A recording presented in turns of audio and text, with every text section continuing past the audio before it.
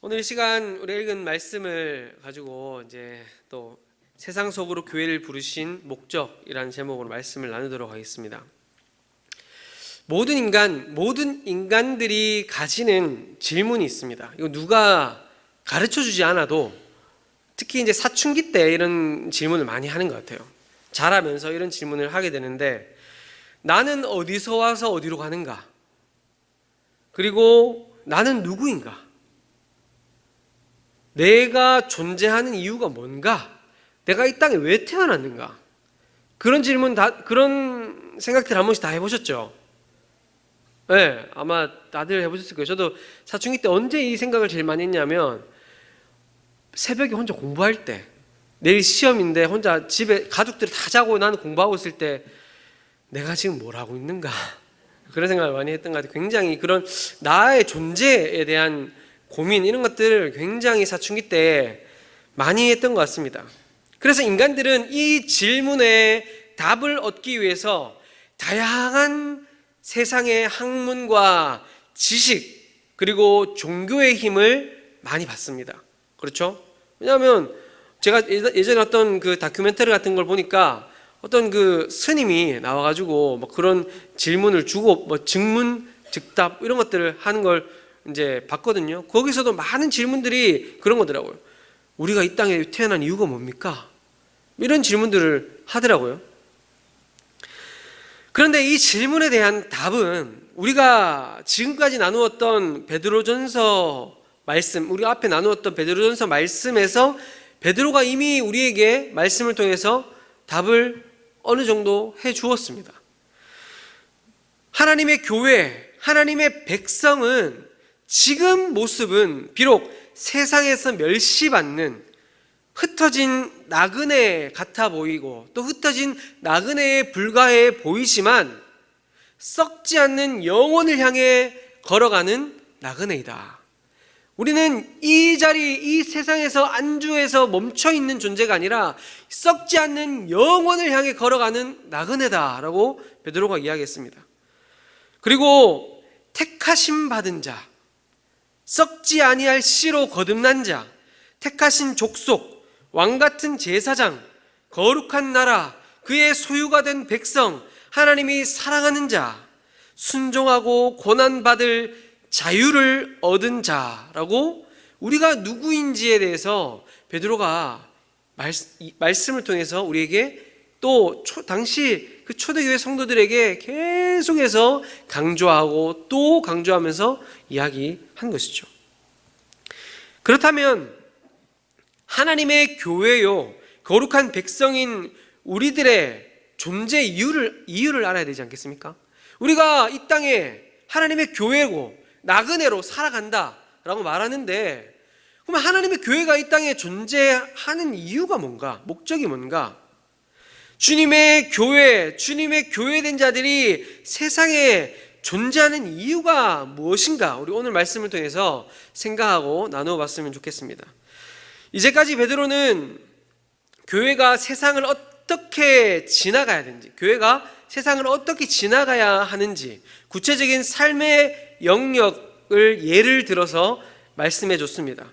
세속 국가, 권력자들에 대해서 우리가 어떻게 생각하고 어떻게 살아야 하는가, 그리고 주인과 종의 관계에서 우리가 비록 종이지만 주님 주신 그 자유함을 가지고 순종해라, 그런 말씀을 나누었죠. 그리고 또 지난번에는 믿지 않는 배우자와 함께 사는 경우, 그때는 우리가 그 아내가 배우자에게, 남편에게 어떠한 모습으로 살아가야 되는가, 이런 예를 가지고 말씀을 했어요. 그리고 오늘 나눌 말씀 8절에서 12절 말씀을 통해 교회의 존재 목적에 대해서 강하게 말씀하는데 이렇게 말합니다. 이를 위하여 너희가 부르심을 받았으니, 이를 위하여 부르심을 받았다라는 것은 무엇을 위한 것일까요? 그것은 바로 그리스도의 자취를 따르기 위해 부름을 받았다라고 말씀을 하고 있는 것입니다. 우리는 그냥 이 땅에서 나그네인데, 그래, 영혼을 향해, 썩지 않을 영혼을 향해 걸어가는데 어떤 모습으로 걸어가야 되는가? 주님께서 걸어가신 그 길, 주님께서 보여주신 그 자취를 따라 살아가야 할 목적을 가지고 우리는 이 땅에 보냄받았다라는 것이죠.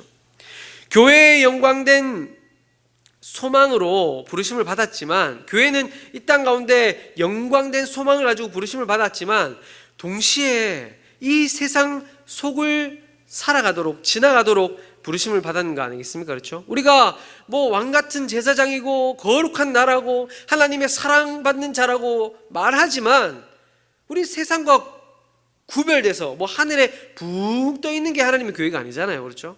하나님의 교회는 이 땅을 지금도 살아가고 있는 거예요. 그렇게 우리가 부르심을 받은 겁니다. 그리고 그 세상 한복판에서 우리는 무엇을 만나냐면 악을 만납니다. 악. 그것은 우연히 만나는 것도 아니고 피할 수 있는 것도 아니에요. 그렇지 않습니까? 우리가 하루에도 얼마나 많은 악한 사람들, 악한 상황, 그런 것들을 만납니까? 이건 피할 수가 없는 거예요. 그 악과 대면할 때 교회는 그리스도께서 보여주신 그 길을 보이고 증거해야 하는 그 목적을 우리는 가지고 있다는 것입니다. 베드로가 제시하고 있는 교회의 존재 목적, 곧 하나님께서 교회를 세상 속으로 부르셔서 세상에서 나그네같이 살아가게 하신 목적은 악한 세상 속에서 교회가 마주하는 그 악 앞에서 그리스도의 자취를 따라 하나님의 은혜와 사랑을 드러내는 사명을 다하도록 우리가 부르심을 받았다는 겁니다.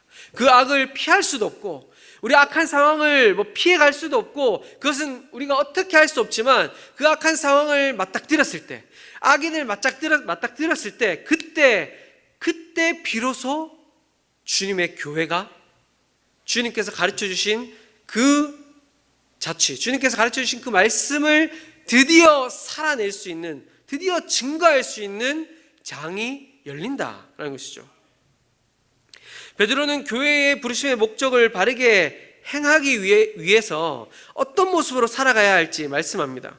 교회가 자신들의 공동체 안에서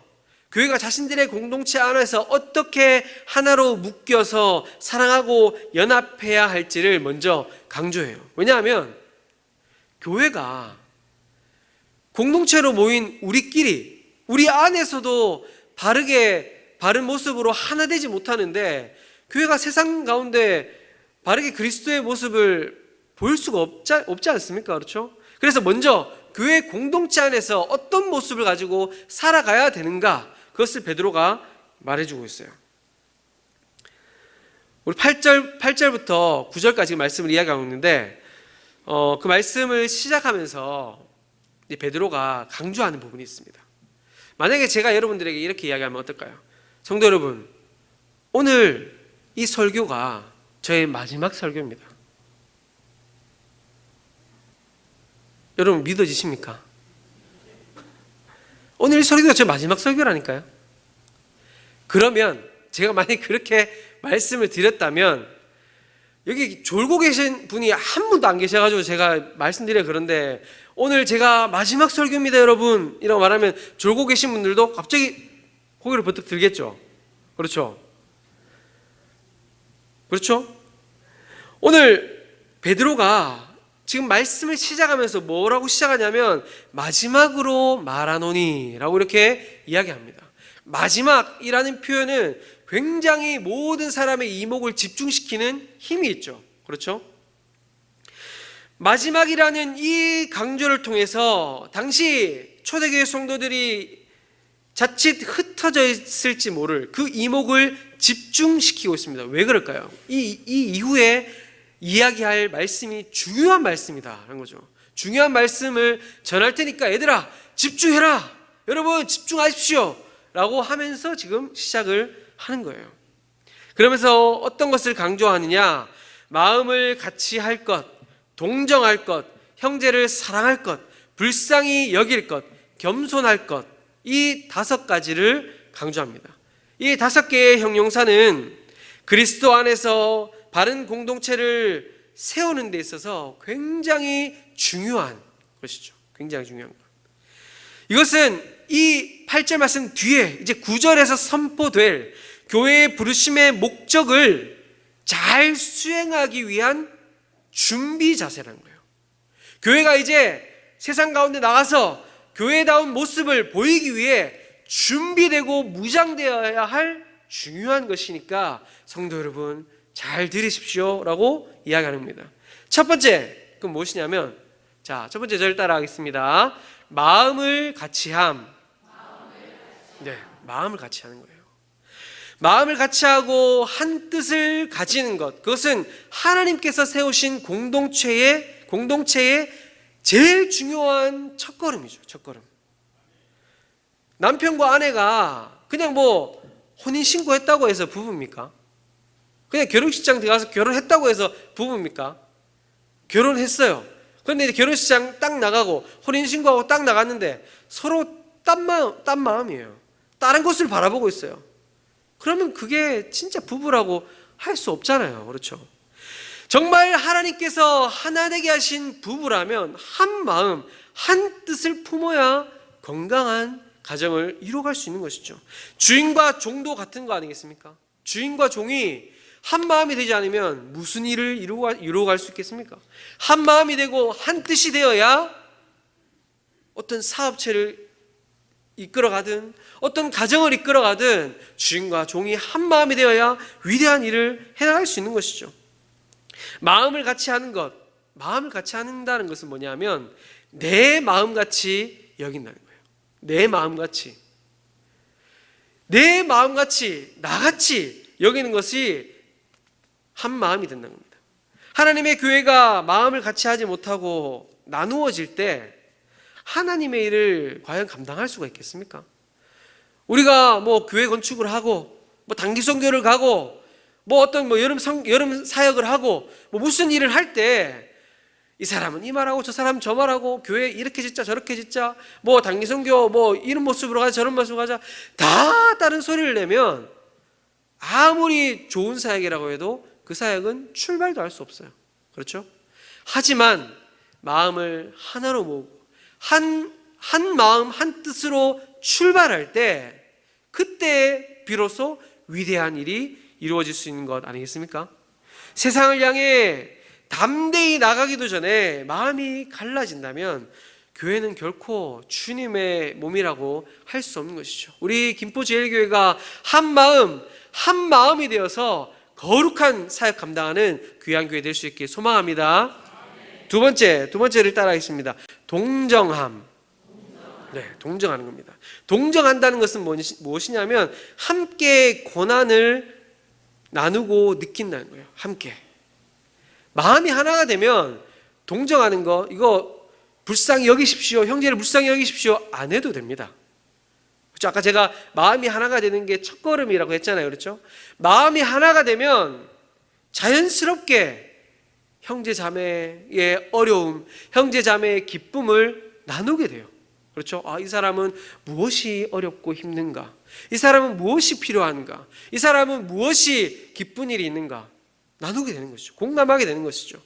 함께 어려움을 느끼고 함께 울어주고 함께 기뻐해 줄 수 있는 것입니다. 그리고 우리 세 번째 같이 한번 말하도록 하겠습니다. 형제를 사랑함. 네, 형제를 사랑함. 마음을 같이 하고 서로의 형편을 충분히 공감하면서 나눌 때 자연스럽게 우리 안에 무엇이 생기냐면 형제애가 생깁니다. 형제를 사랑하는 마음이 생기죠. 하나님께서 부르신 영광의 소망, 거듭나게 하신 생명, 세상 속으로 부르신 그 부르심의 길에서 한 마음 한 뜻을 가진 믿음의 공동체가 되는 것입니다.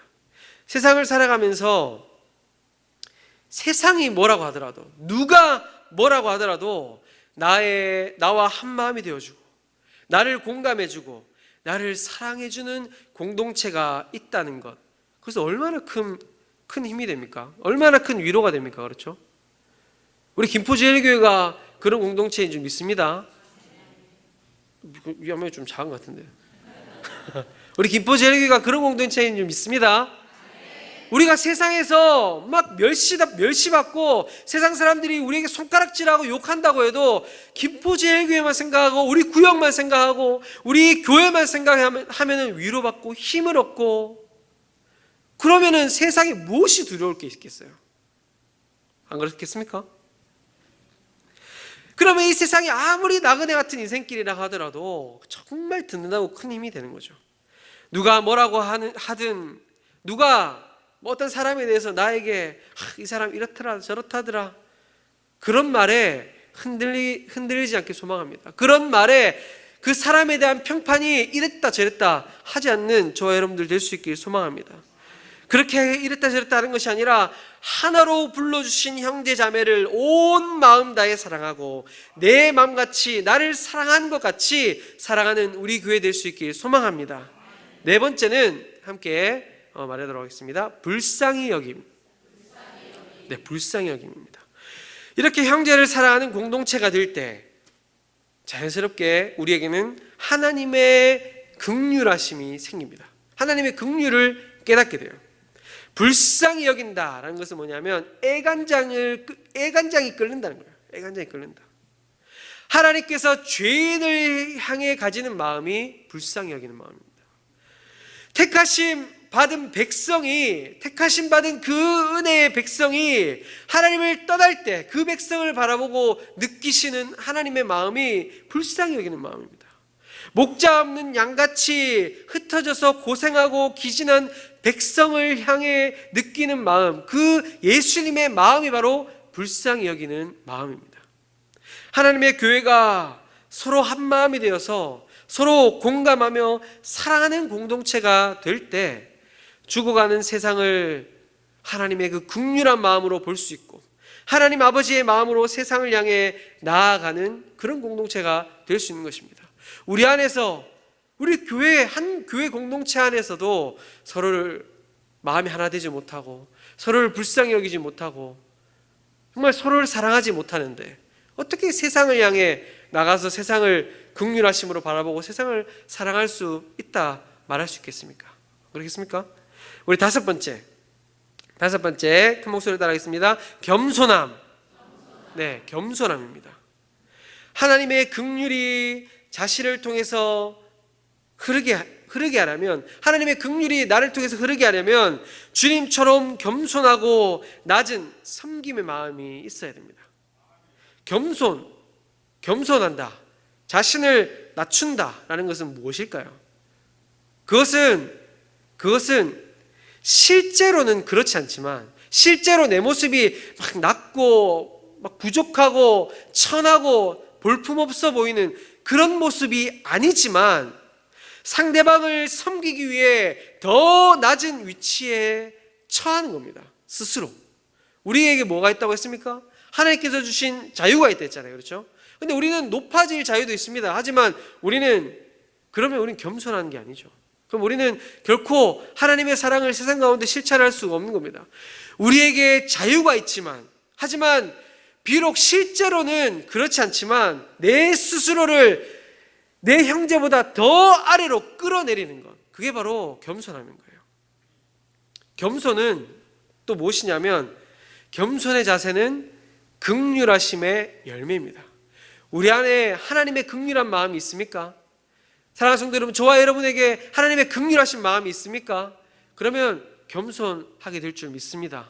하나님의 긍휼하심을 가지고 계신 분들이라면 여러분이 형제자매 앞에서, 형제자매들 안에서 겸손의 열매가 맺게 될 줄 믿습니다.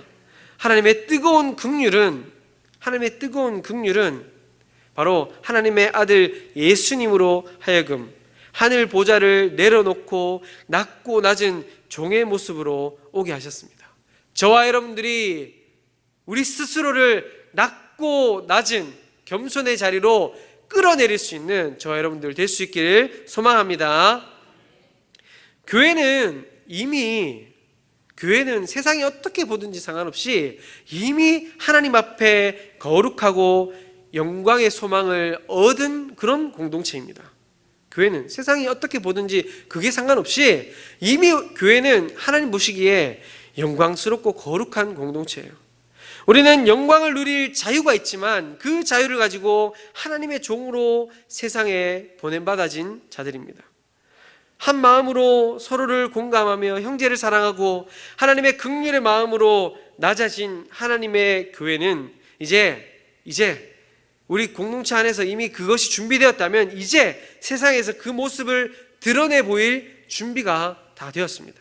세상과 구별된 모습을 보이며 주님의 자취를 증거할 그럴 준비가 다 되었습니다. 베드로는 하나님의 교회가 세상에서 보여야 할 하나님의 자취, 세상과 구별된 모습을 말씀하고 있는데 우리 9절 말씀 같이 한번 읽어보도록 하겠습니다. 9절 말씀 읽겠습니다. 시작.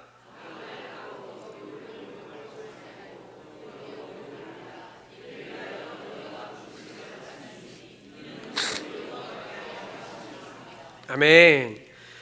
이 교훈은 예수님께서 직접 전하신 산상수훈을 떠올리게 하죠. 우리 마태복음 5장 39절과 5장 44절 말씀 같이 한번 읽어보겠습니다. 시작.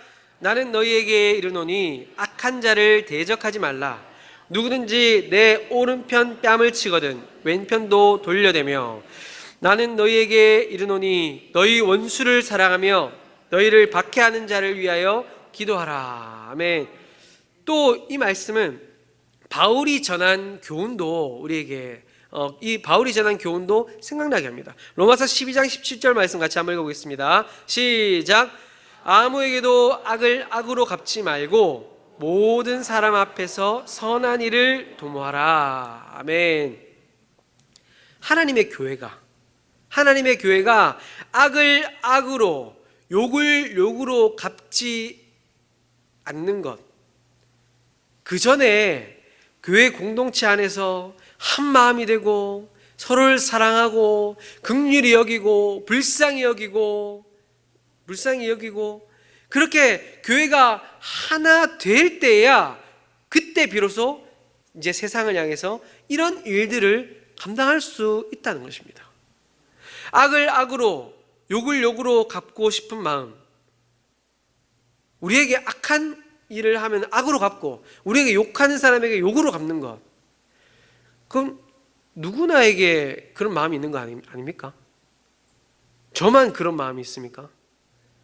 욕하면 욕하고 싶고 나에게 악하게 대하면 내가 악하게 대하고 싶은 것, 그것은 모든 사람에게 있는 마음이죠. 실제로 많은 사람들이 이 복수에 대한 큰 희열을 가지고 있습니다. 믿는 사람이나 믿지 않는 사람이나. 그렇죠? 그래서 복수에 대한 그런 막 작품들, 드라마나 영화나 이런 것들, 뭐 이제 드라마 같은 거 하면은 굉장히 히트를 치잖아요. 그렇죠? 그리고 실제로도 복수를 통한 많은 사건 사고들이 뭐 하루 걸러 계속해서 뉴스에서 나옵니다. 그러나 오늘 말씀의 지향점은 분명합니다. 뭐라고 이야기합니까? 악을 악으로, 욕을 욕으로 갚지 말라. 선명하게 우리에게 이야기하고 있는 거죠. 베드로는 하나님께서 이것이 수신자들, 성도, 이 말씀을 받는 성도들을 이 땅 가운데 부르신 목적이고 하나님의 교회를 이 땅 가운데 부르신 목적이다. 그리고 이를 통해 복을 유업으로 받게 될 것이다 라고 오늘 말씀을 통해서 확실하게 우리에게 이야기하고 있습니다. 그런데 뭐 잘 알겠어요. 베드로도 이야기했고 예수님도 이야기했고 바울도 이야기했고 잘 알겠습니다. 악을 악으로 갚지 말고 오히려 복을 빌어라. 원수를 사랑하라. 이거 뭐 누가 모릅니까? 지식적으로 다 알죠. 머리로는 우리가 다 알고 있습니다. 그런데 그렇게 살아가는 것이 쉽습니까? 쉽습니까? 제가 여러분들에게 아니면은 여러분들이 성경을 읽다가도 산상수훈을 읽다가 아니면 아까 전에 읽었던 그 로마서를 읽다가 아니면 베드로전서를 읽다가 그래 아이고 아멘 은혜로 말씀입니다, 이 부분에 딱 걸리지 않은 사람이 과연 누가 있단 말이에요. 이것은 너무나 어려운 일입니다. 아닙니다. 이건 어려운 것을 넘어서 이것은 불가능한 일입니다. 불가능한 일. 내 모습으로는 도저히 그렇게 살 수가 없는 거예요. 나를 아프게 한 사람을 어떻게 가만히 둘 수가 있겠습니까? 나를 아프게 하는데요. 나에게 손해를 끼친 사람을 어떻게 곱게 돌려보냅니까? 다리라도 하나 부러뜨려야죠. 안 그렇습니까? 내 가정을 힘들게 하고 나를 힘들게 하고 내 재산을 힘들게 해서 내 삶을 흔들어 놓은 그 사람을 어떻게 가만히 둬요? 갚아줘야죠. 더 아프게 만들어야죠. 그렇게 생각하고 실행하는 것이 바로 우리라는 거예요. 우리. 그러나 악을 악으로 갚고 욕을 욕으로 갚는 것, 그것은 너무나 쉬운 일입니다. 너무나 쉬운 일. 세상 제일 쉬운 일이 바로 악을 악으로 갚고 욕을 욕으로 갚는 거예요. 그렇죠? 내가 받은 만큼, 아니 더 크게 돌려주고 갚아주면 얼마나 속 시원합니까? 운전하다가 나한테 욕하는 사람이 있어요. 빡빡빡 쌍라이트 켜면은 창문 내려가지고 야! 이러면 그냥 속 시원하잖아요. 안 그렇습니까? 제일 속 시원하죠. 날 한 대 때리면 바로 빡빡 한 대 때리면 그냥 쌍으로 때리면 제일 속 시원하죠. 그러나 그렇게 쉽게 살아서는 세상과 다를 바 없는 모습이죠. 그 세상 사람들이 너무 잘하는 일이잖아요. 시키지 않아도 해요. 애들도 합니다. 애들도 한번 꼬집으면 애기들도 시키지 않아도 막 양볼 꼬집고 합니다. 예수님께서 보이신 자취를 따라가는 모습이라고 할 수 없죠. 그렇게는. 흑인 인권 운동가인 마틴 루터킹 목사가 이렇게 말했습니다. 어두움은 어두움을 몰아낼 수 없다. 오직 빛만이 그 일을 할 수 있다. 미움은 미움을 쫓아낼 수 없다. 오직 사랑만이 그 일을 할 수 있다. 세계적으로 흑인의 인권이 유린당하고 흑인에 대한 박해와 폭력, 살인이 만연하던 그 시대에 폭력으로 대응하지 않고 평화적인 방법으로 인권운동을 이어갔던 그 마틴 루터킹 목사와 같은 사람들이 있었기 때문에 흑인 인종차별 철폐와 같은 그런 위대한 일들이 일어난 건 아니겠습니까? 폭력에 폭력으로 대하고 살인에 살인으로 맞받아쳤다면 지금까지도 아마 이 흑인 인권에 대한 문제는 더 극렬한 문제로 남아있을 거예요.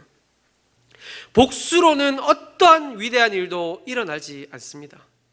복수로는 어떤 위대한 일도 일어나지 않아요. 세상과 똑같은 방법으로는 어떤 위대한 일도 일어날 수 없고 위대한 일도 만들어낼 수도 없는 것입니다.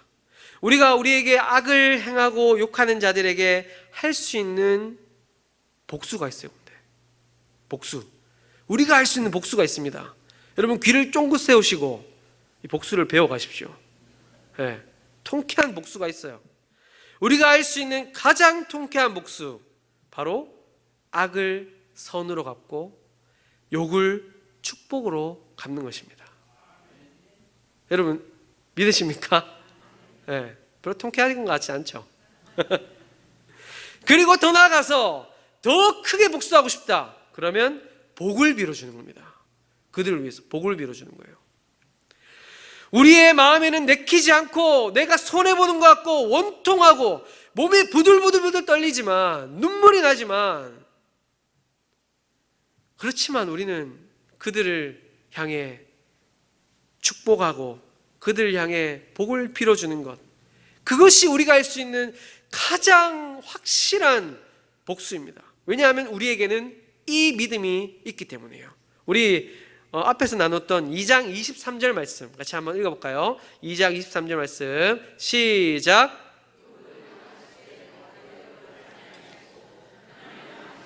위협하지 아니하시고 오직 공의로 심판하시는 이에게 부탁하시며. 아멘.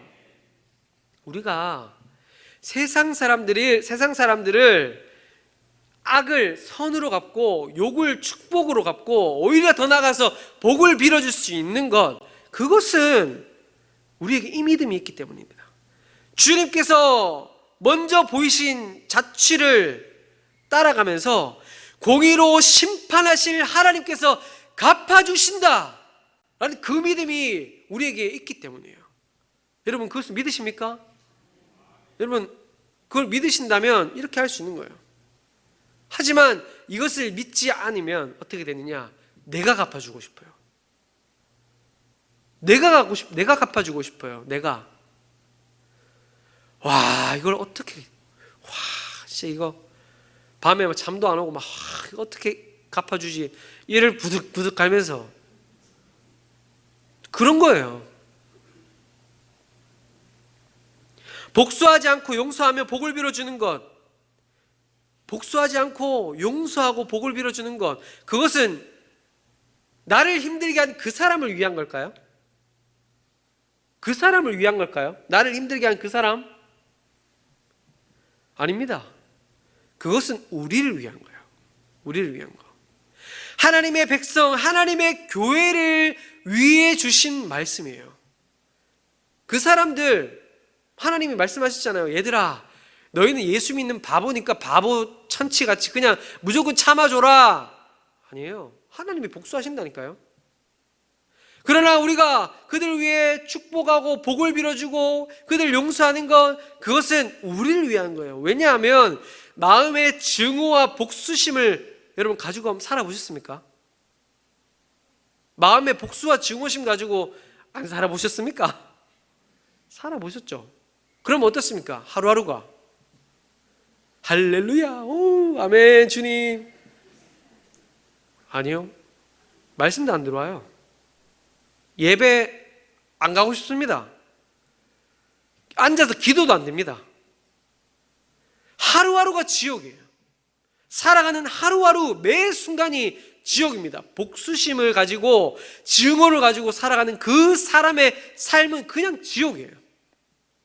그러나 하나님께서 갚아주실 것을 믿음으로, 선으로, 축복으로 갚을 때 비록 내가 손해보는 것 같고 비록 내가 바보가 된 것 같지만 그 사람의 삶은 지옥에서 천국으로 바뀌시는 것이죠. 지옥에서 천국으로, 천국을 살아가게 되는 것입니다. 그렇기 때문에 용서하고 복을 빌어주는 것, 그것이 바로 우리에게 복인 줄 믿습니다.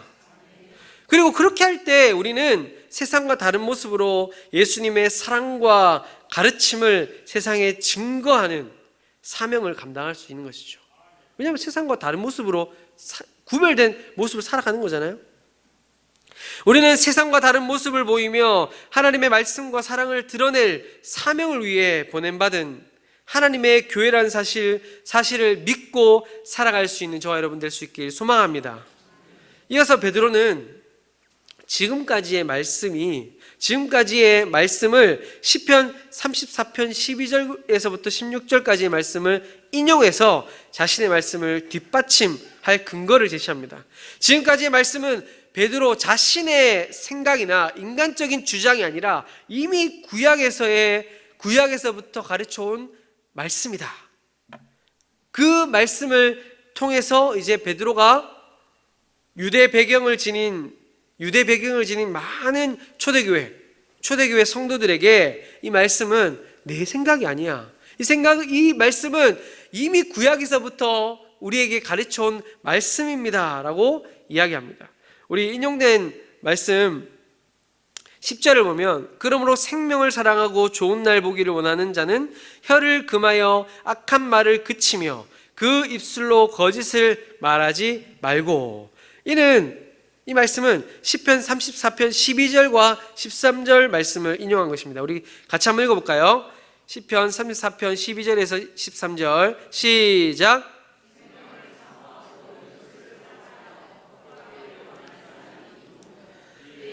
악에서 금하며 내 입술을 거짓말에서 지어다. 아멘. 여기서 생명으로 번역된 이 말씀, 이 단어는 이 땅에서의 생명을 넘어 영원한 생명을 의미하는 것입니다. 이 땅에서의 생명을 초월해서 영원한 생명을 이야기하는 것이에요. 초대 기독교나 고대 유대교에서 이 용어가 육적인 생명만을 의미하는 것이 아니라 영적인 생명, 구원을 상징하는데 그렇게 사용되었습니다. 그래서 이 말씀, 이 부분을 이렇게 번역할 수 있어요. 다가올 영원한 생명을 사랑하고 좋은 날 보기를 원하는 자, 다가올 영원한 생명을 사랑하고 좋은 날 보기를 원하는 자가 누굽니까? 바로 저와 여러분이죠. 다가올 영원한 생명, 다가올 좋은 날을 바라보며 살아가는 게 누굽니까? 저와 여러분 아닙니까? 영원한 생명과 구원의 날을 소망하는 그 자는 마땅히 혀를 악에서 입술을 거짓말에서 금해야 한다 라고 그렇게 베드로가 말씀하고 있는 거예요. 사랑하는 성도 여러분, 우리가 세상과 다르게 살아갈 수 있는 이유는 바라봄이 다르기 때문입니다. 세상 사람들과 바라보는 그 목표와 다르기 때문이에요. 소망하는 것이 다르기 때문입니다. 다가올 영원한 생명과 좋은 날을 바라보며 살아가는 사람들은 욕을 욕으로, 악을 악으로 갚지 않을 힘을 가지게 된 자들인 줄 믿고 살아가는 저와 여러분들 될 수 있길 소망합니다. 오늘 말씀 11절, 악에서 떠나 선을 행하고 화평을 구하며 그것을 따르라 라는 말씀은 시편 34편 14절을 인용할 말씀입니다. 우리 같이 한번 말씀 읽어볼까요? 시작. 선을 행하며 화평을 찾아 따를지어다. 아멘. 여기에서 다음과 같이 4개의 명령어가 나옵니다. 떠나라, 행하라, 구하라, 따르라. 이것은 모두 부정과거 시제로 철저하면서도 단호한 행동을 촉구하는 말씀이에요. 이처럼 단호하고 철저하게 우리에게 강조하고 있는 것, 그것을 떠나라, 행하라, 구하라, 따르라. 사랑하는 성도 여러분, 내 안에 공동체를 향한 악한 마음이, 저와 여러분들 마음 안에 공동체를 향한 악한 마음이 혹시 있습니까?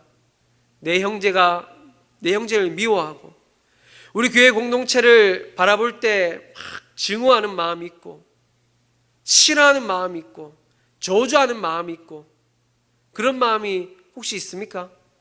세상을 향한 악한 마음이 혹시 있습니까? 그렇다면 지금 이 시간 그 마음을 다 버리실 수 있길 소망합니다. 그 마음에서 떠나실 수 있길 소망합니다. 이 시간 이 자리에 그런 마음 다 내려놓고 선을 행하고 화평케 할 힘만 가지고 다시 세상 가운데 담대히 나갈 수 있는 저와 여러분들 될 수 있길 소망합니다. 우리 힘으로는 힘들지 모릅니다. 하지만 주님께서 힘 주실 것을 믿고 말씀대로 순종하며 살아가는 저와 여러분들 될 수 있길 소망합니다. 오늘 말씀 12절 말씀은 시편 34편의 15절과 16절 말씀을 인용했습니다. 같이 한번 말씀 읽어보도록 하겠습니다. 시작. 그의 귀는 그들의 부르짖음에 기울이시는도다. 여호와의 얼굴은 악을 행하는 자를 향하사 그들의 자취를 땅에서 끊으려 하시는도다. 아멘. 네, 순간 제가 잘못하고 있는 줄 알았습니다. 네, 갑자기 딱 끊어지셔가지고. 네, 개역개정 성경에서는 이제 생략되어 있는데 원어 성경에서는 이유나 근거를 나타내는 접속사로 이 말씀이 시작해요. 이는 이 말씀 앞선 명령에 대한 근거를 담고 있는 거예요. 이 앞선 명령 뭡니까?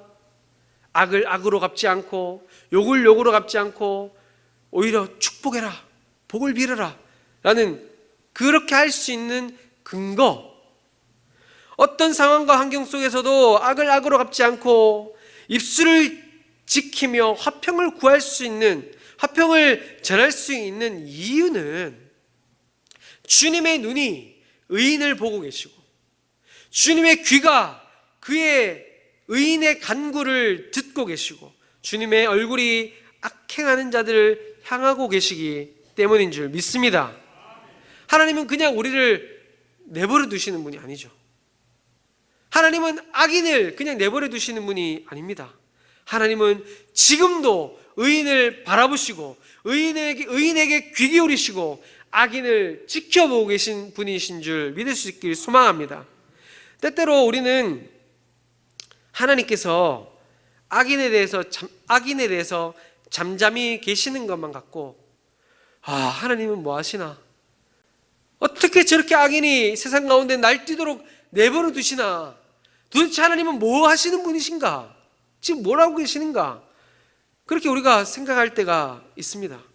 그러나 하나님께서는 분명 모든 것을 지켜보고 듣고 계시고 때가 되면 분명 그에 합당한 심판을 허락하신 분이신 줄 믿을 수 있길 소망합니다. 이것을 선명하게 기억할수록 오늘 우리가 글로 읽은 이 말씀이 우리의 삶의 자리에서 성취됨을 우리가 정말 생생하게 보고 살아가게 될 줄 믿습니다. 사랑하는 성도 여러분, 하나님께서는 우리를 이 땅에 거룩한 교회로 불러주셨습니다. 그리고 거룩한 공동체가 되게 하셨습니다. 하나님의 교회가 한 마음이 되어서 서로의 처지를 살피고 서로 사랑하며 긍휼함으로 서로를 섬기는 그런 모습을 세상이 본다면, 우리 안에서 서로 사랑하고 긍휼히 여기고 한 마음 한 뜻이 되는 모습, 그 모습을 세상이 본다면 세상이 우리를 어떻게 볼까요? 무엇으로 볼까요? 바로 저곳이 거룩한 하나님의 교회다 라고 인정하지 않겠습니까? 그리고 그들이 우리를 볼 때 바로 저 교회가 예수님의 제자들의 공동체구나 라고 인정하게 되지 않겠습니까? 그리고 교회 공동체가 서로 사랑으로 하나 될 때 비로소 악을 선으로, 욕을 축복으로 갚으며 나아가야 될 주님께서 우리에게 주신 사명을 감당하게 되는 것입니다. 저와 여러분의 삶이 주님 걸어가신 그 자취를 따르는 삶, 하나님의 거룩한 교회의 사명, 그 주님께서 살아 보이신 그 삶을 우리의 교회가 증거하고 살아내는 그런 복된 교회, 복된 우리의 삶이 될 수 있기를 소망합니다.